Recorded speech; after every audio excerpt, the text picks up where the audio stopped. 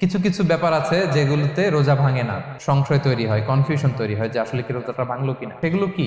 এক নাম্বার হচ্ছে ভুল করে যদি কেউ খায়। দুই নাম্বার হচ্ছে এটা বিবাহিতদের জন্য, বিবাহিতরা ফিজিক্যাল ইন্টারকোর্স যদি করে দেহ থেকে সিমেন আউট হলে রোজা ভেঙে যায়, কিন্তু স্বাভাবিক মেলামেশাতে রোজা ভাঙে না। তিন নাম্বার ওয়েট ড্রিম, বাংলায় বলে স্বপ্ন দোষ।